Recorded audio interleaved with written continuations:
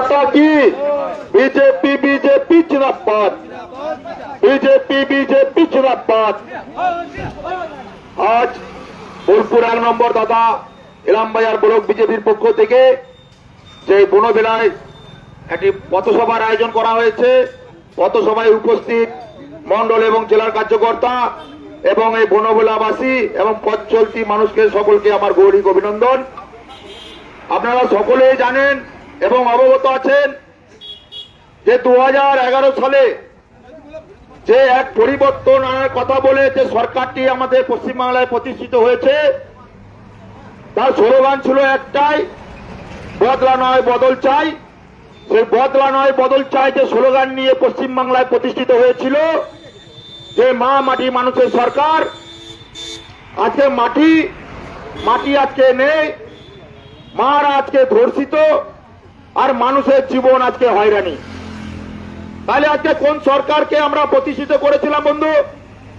আমরা কি এটা ভেবেছিলাম? আপনারা সকলে জানেন 2021 সালের আগে পর্যন্ত যে সকলের মানুষের যে মুখে একটা হাসি, দুমুঠো গ্রাস করে মানুষ আনন্দে ঘুমিয়েছিল। কিন্তু কি দেখলাম 2021 সালে ভারতীয় জনতা পার্টির কেন্দ্রীয় নেতৃত্ব এবং রাজ্য নেতৃত্ব বলেছিল এইবার 200 পার। আজকে বনবেলা দাঁড়িয়ে বলে যেতে চাই, ভারতীয় জনতা পার্টি 212টি সিট পেয়েছিল। আমরা হারিনি, আমাদেরকে হারানো হয়েছিল। যদি বলেন কেন? যেভাবে আইপ্যাকের লোককে কাউন্টিং এ ঢুকিয়ে যে লুট করা হয়েছিল ভোট, যে 12টার পর থেকে চারিদিকে খুন সন্ত্রাস, সেটিকে কিছু মিডিয়ার মাধ্যমে প্রচার করে তাদেরকে ভয়ভীত করার যে চেষ্টা করেছিল। এবং আমাদের আপনারা জানেন গোপালনগর 137 নম্বর বুথে যেভাবে আমাদের এক কার্যকর্তাকে গৌরব সরকারকে যেভাবে পিটিয়ে মারা হয়েছিল, সেই খবর যখন প্রচারিত হয়, মিডিয়া যখন বরাবর ওই খবরটাকে দেখিয়ে যায় চারিদিকে ভারতীয় জনতা পার্টির কার্যকর্তাদেরকে খুন করা হচ্ছে, ঘর ছাড়া হচ্ছে, ঘর লুট করা হচ্ছে, তখন অটোমেটিক সেই কাউন্টিং হলে সেটিকে প্রচার করিয়ে দেওয়া হয় যে বিজেপি হেরে গেছে, তৃণমূল জিতে গেছে। যেসব কাউন্টিং এজেন্ট ছিল তাদেরকে বেরিয়ে যেতে বলে। কিন্তু কিছু কিছু ক্ষেত্রে যারা লাস্ট পর্যন্ত কাউন্টিং এ ছিল তারা জয় হাসিল করে ওখান থেকে বেরিয়ে এসেছিল। আপনারা জানেন নন্দীগ্রামে প্রথমে মমতা ব্যানার্জিকে জয় ঘোষিত করে দেওয়া হয়েছিল, কিন্তু পরে করে কি দেখলাম, শুভেন্দু অধিকারী মহাশয় দাঁত কামড়িয়ে পড়ে থেকে লাস্ট পর্যন্ত 1956 ভোটে জিতে তার সার্টিফিকেট নিয়ে বেরিয়েছিল। ওরকম 5টি 6টি বিধানসভা তারা জয় বাংলায় যে 3 থেকে 77 পৌঁছেছে, জনগণের রায় মনে করে সেটাই আমরা মাথা নত করে আমরা মেনে নিয়েছিলাম। কিন্তু আগামী যে 2026 যে নির্বাচন, এটা শুধু নির্বাচন নয়, এটা সরকার বদলের নির্বাচন নয়, এটা আমাদের অস্তিত্ব লড়াইয়ের নির্বাচন। আমরা আদৌ কি আমরা পশ্চিমবাংলায় থাকবো কিনা, আদৌ আমাদের মা বোনেরা রাস্তায় বেরোবে কিনা, আদৌ আমাদের ধর্ম রক্ষা করতে পারবো কিনা, আজকে সেই লড়াই আজকে আমরা সামিল হয়েছি। চারিদিকে আপনারা দেখছেন যে কিভাবে খুন সন্ত্রাস লুট দুর্নীতিবাজ যে সরকারটি, তার হাতে কোনো আইন শৃঙ্খলা নেই। সিপিএম আমল 34 বছর পালন করেছিল, যেখানে শেষ করেছে সেখান থেকে তৃণমূল শুরু করেছে।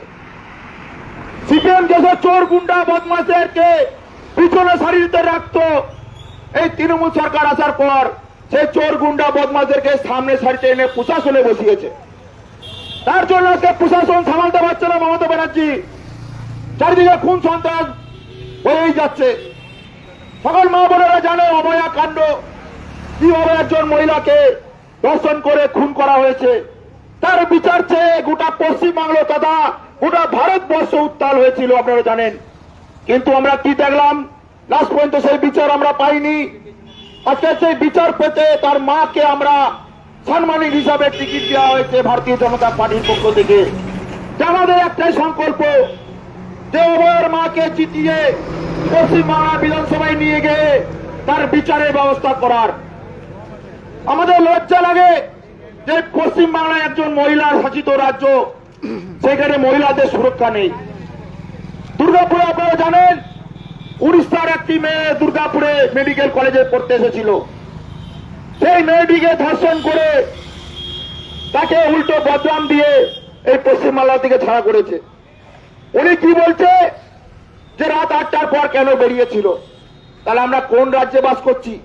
রাত 8টার পর মহিলারা বেরোতে পারবে না? তাহলে সর্বপ্রথম বলি, আপনি আগে রিজাইন দিয়ে আপনি আগে ঘরে ঢুকে থাকুন। আপনারা যদি মহিলাদের সুরক্ষা না দিতে পারেন, ইমিডিয়েট আপনি রিজাইন করে পদত্যাগ করে পশ্চিমবাংলা ছেড়ে যান। উনি তো এখন আর দায়িত্বে নেই, এমসিসি যেহেতু চালু হয়ে গেছে, তাই এই সরকার পরিবর্তন হবে। যেসব বন্ধুরা ভাবছে এখনো পর্যন্ত 21-এর জুজু দেখিয়ে ভারতীয় জনতা পার্টির কার্যকর্তা থেকে ভয় দেখাবো, কিছু মদ মাতালদেরকে দিয়ে আজকে জয় বাংলা স্লোগান দিয়ে বিজেপি কর্মীদেরকে ভয় দেখাবো, আজকে ঘটেছে। আজকে আমরা ঘুরসায় প্রচারে ছিলাম, সেখানে জয় বাংলা স্লোগান দিয়ে আমাদের সামনে এসে বাস নিয়ে মারতে এসেছিল।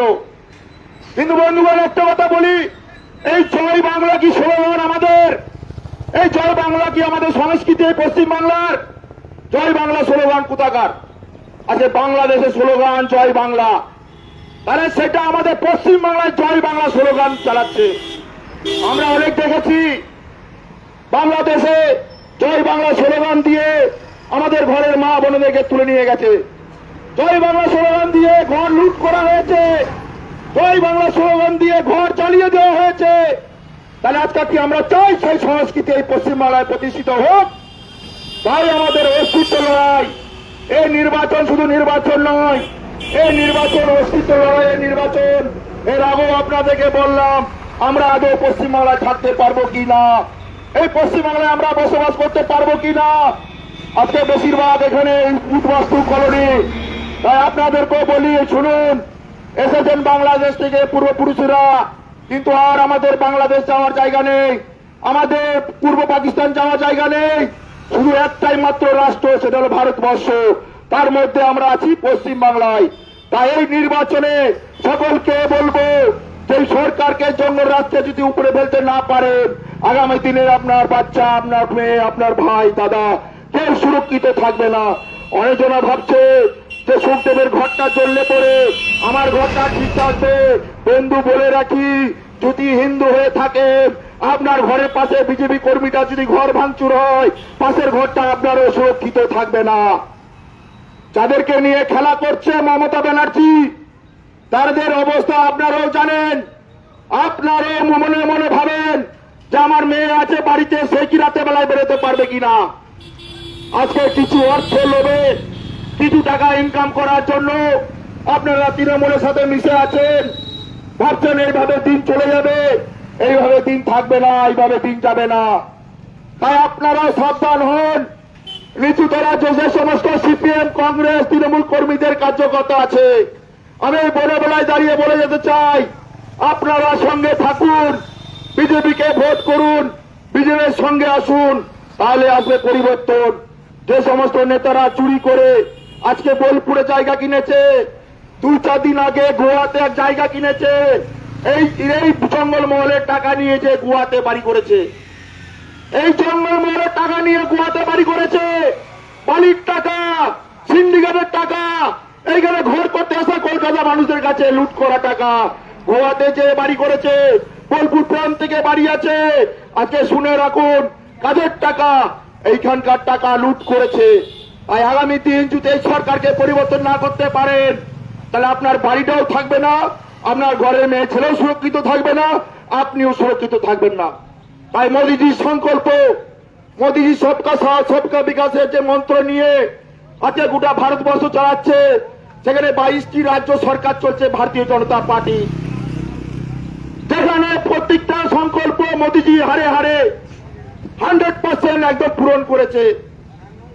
আজকে যেসব তৃণমূল নেতারা ঘরে ঘরে যাচ্ছেন, বুঝাচ্ছেন দিদি লক্ষ্মীর ভান্ডার দিচ্ছে 1,500, যদি সরকারে না থাকে একটাও পাবেন না। সেসব বন্ধুদেরকে বলতে চাই, ভারতীয় জনতা পার্টি মহিলাদের 3,000 টাকা দেবে অন্নপূর্ণা ভান্ডারে, সেই সংকল্প নিয়েছে। তার জন্য গ্যারান্টি কার্ড আমার সামনে রয়েছে। গ্যারান্টি কার্ড অন্নপূর্ণা ভান্ডারে প্রত্যেকটা বাড়ির মহিলারা পাবেন, প্রত্যেকটা বেকার যুবক বাড়িতে পাবেন 3,000 টাকা কার্ড।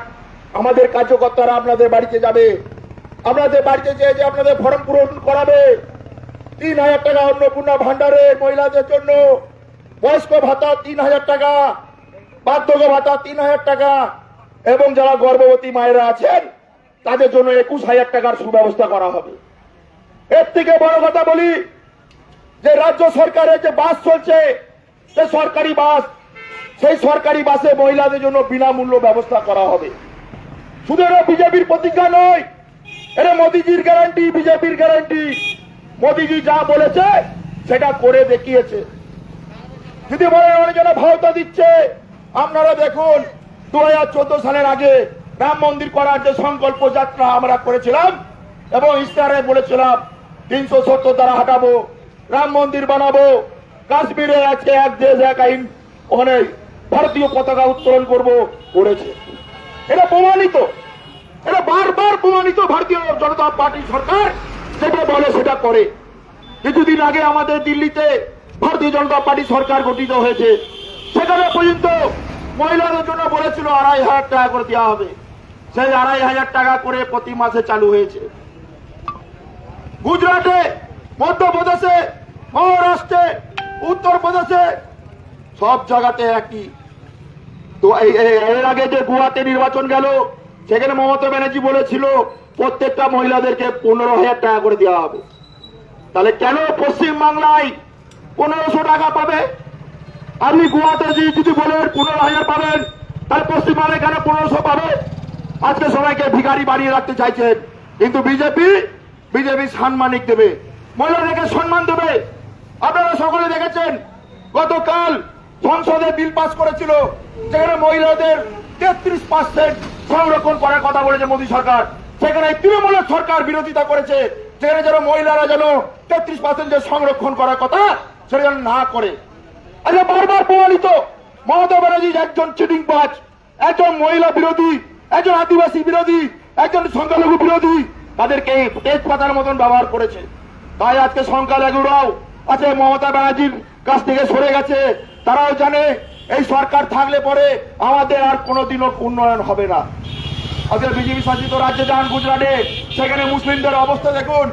এক একটা ঘরের চাকরি, 4 বাড়ি, প্রতিটা ঘরে 4 চাকা গাড়ি, তার চাকরি আছে, সে দুমুঠো খেয়ে ভালোভাবে ঘুমাচ্ছে। কিন্তু পশ্চিম বাংলায় যারা খেটে যাচ্ছে তারা খেটেই যাচ্ছে, তাদের সহায়ক মূল্য নেই। 300 টাকা, 350 টাকা মজুরি।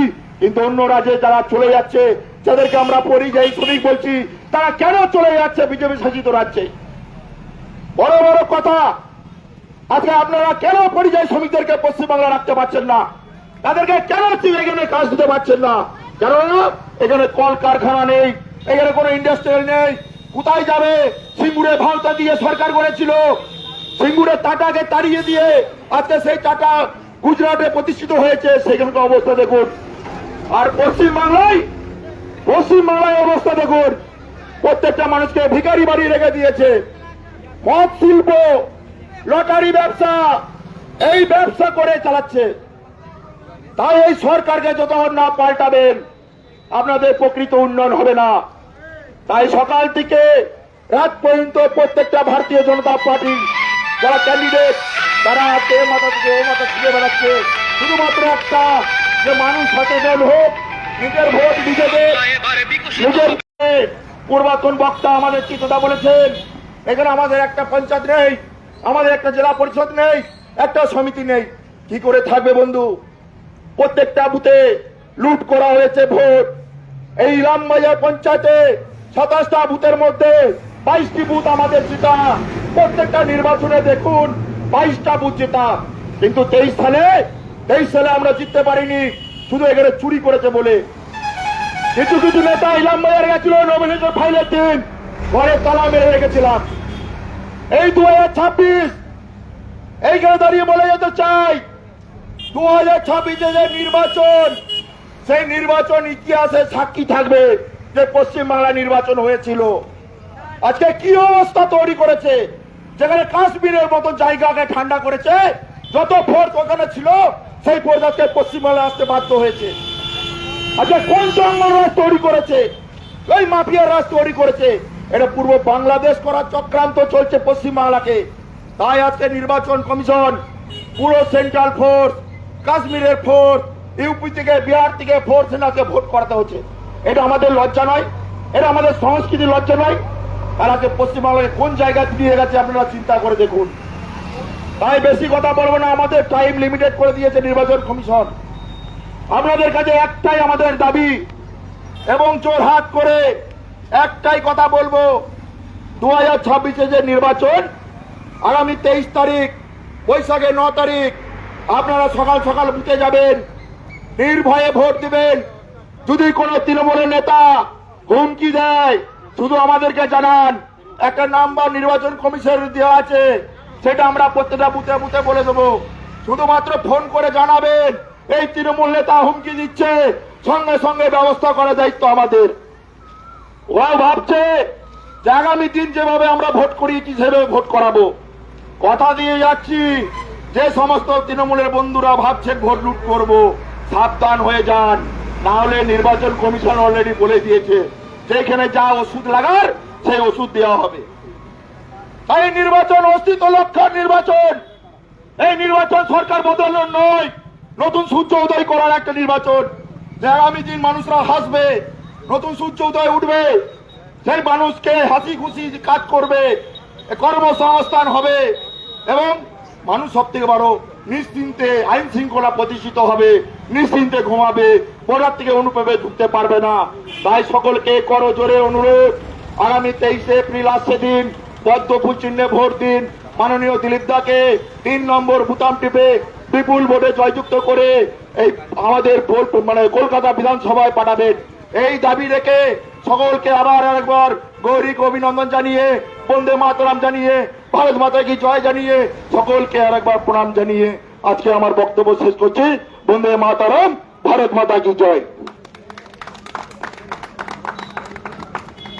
আমাদের এই কার্যক্রম 1 ঘন্টা ছিল, আমরা এই কার্যক্রমটা এখানে সমাপ্তি ঘোষণা করছি। সকলে সুস্থ থাকবেন, ভালো থাকবেন।